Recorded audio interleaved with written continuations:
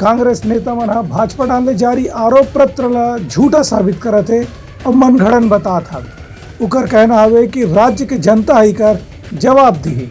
प्रदेश कांग्रेस भाजपा के आरोप पत्र ला खारिज करते हुए कहे है भाजपा के आरोप पत्र में कोई भी बात तथ्यपूर्ण नहीं है। प्रदेश कांग्रेस के संचार विभाग के अध्यक्ष सुशील आनंद शुक्ला आज पत्रकार वार्ता में कही कि भाजपा के 15 साल के शासन काल में यहाँ घोटाला के सिवा कुछ नहीं हो रही से। सच्ची बात तो यह है कि यहाँ के 30 त्योहार छत्तीसगढ़ी अस्मिता और संस्कृति के बारे में भाजपा के सरकार ला 15 साल में एको घाव सुरता नहीं आई। जब ले भूपेश बघेल के सरकार बने तब से छत्तीसगढ़ की अस्मिता, 30 त्योहार और भाखा बोली ला लगातार महत्व मिला थे। एकर से परेशान होकर के भाजपा आरोप पत्र जारी करे थे। सुशील आनंद शुक्ला की केंद्रीय गृह मंत्री अमित शाह के खिलाफ खुदे बहुत मामला में आरोप पहले से लगे हुए है। एक बाद भी केंद्रीय गृह मंत्री कांग्रेस के ऊपर आरोप लगाए से अपन आप नहीं रोकत है। सुशील आनंद शुक्ला के कहना से कि भाजपा जो बात कहा थी कि खनिज के शराब के घोटाला पाछू 4.5 साल में हुए है, ओमा भी केवल ईडी के आरोप है और सच्चाई अभी तक के उजागर नहीं हुए है। सुशील आनंद शुक्ला के कहना से कि कांग्रेस के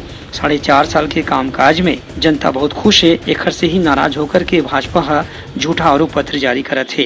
1 लाख करोड़ रुपए के कमीशन खोरी के आरोप जिनके ऊपर लगे हैं, ऐसे भारतीय जनता पार्टी के नेता हमारी सरकार के ऊपर, जिसके ऊपर 1 भी रुपए का प्रमाणित भ्रष्टाचार का आरोप आज तक भाजपा नहीं लगा पाई है, वो आरोप पत्र जारी कर रहे थे। मित्रों, भाजपा का जो यह आरोप पत्र है वह छत्तीसगढ़ को बदनाम करने की साजिश है। वह छत्तीसगढ़ जो कुछ साल पहले नक्सलगढ़ के नाम से विख्यात था, जिस छत्तीसगढ़ की पहचान आज एक अपनी संस्कृति, अपनी सभ्यता, धान के कटोरे के रूप में हुई है।